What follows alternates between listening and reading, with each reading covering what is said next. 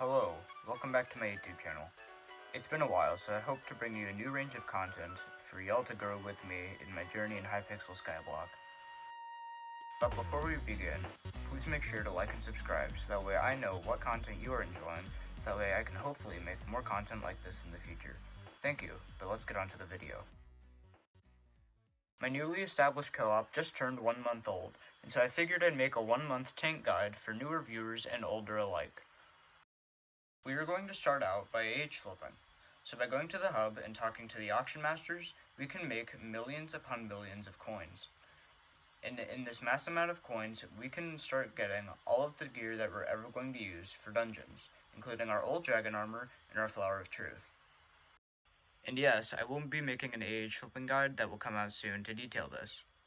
Keep in mind when flipping that items like bedrock are going to not sell as quickly because they have a really high cost and have low demand, whereas accessories, on the other hand, have a high demand most of the time, and typically can be made for low cost and sold for a much higher cost.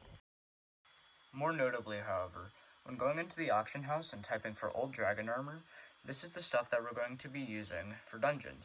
I cannot stress this enough as a tank that old dragon armor is a good set, and its health and defense stats are well good enough to last you until floors 5 and 6. Even if your armor doesn't have max growth, prot, or rejuve stats, you can still survive floors 1, 2, and 3 quite easily, just because of the base health and defense provided by the armor set. So the next step in the process is, you guessed it, more AH flipping. And so I can't stress this enough, that as a tank, when you are grinding for money, and you're trying to get your blue whale pet, that you're going to be grinding for 16 million coins, and you don't want to sit there for 16 hours grinding zealots and then having jujunons taking your special zealot.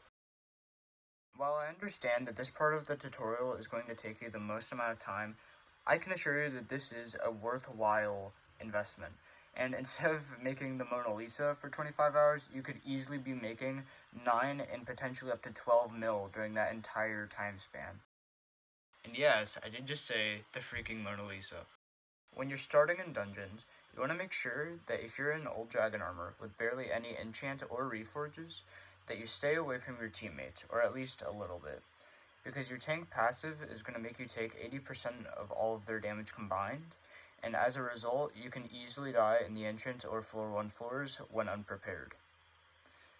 Keep in mind, however, that as a tank, you should already be relatively cautious, because you're practically carrying for the entire team, and if you die, then potentially in the boss fight, everyone else will too. For weapon choice, I recommend going with an aspect of the dragons, and if you can afford it, go for Flower of Truth. A Flower of Truth does a lot more damage than an aspect of the dragons, and is generally just a better option overall for damage as well as crowd control. As a tank, you want to be using your abilities. So whenever I walk into a room, I use the seismic wave as shown there, and it easily clears out enemies that are in a group, so that way I do not have to deal with them individually. By using your ultimate, all of the enemies around you are going to instantly target you and off of your teammates. So in the boss fights, especially on floor 5 and 6, it's really good to have them target you, so you're not taking more damage as a result of your teammates taking more damage.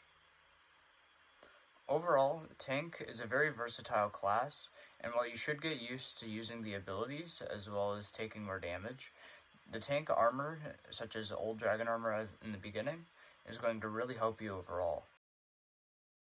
Some extra remedies that could help you with dungeons is A, going for evidence, because the Reaper Mask can help you with healing, or upgrading your farming and mining skills, because they will overall give you better health and defense, which will help you in dungeons.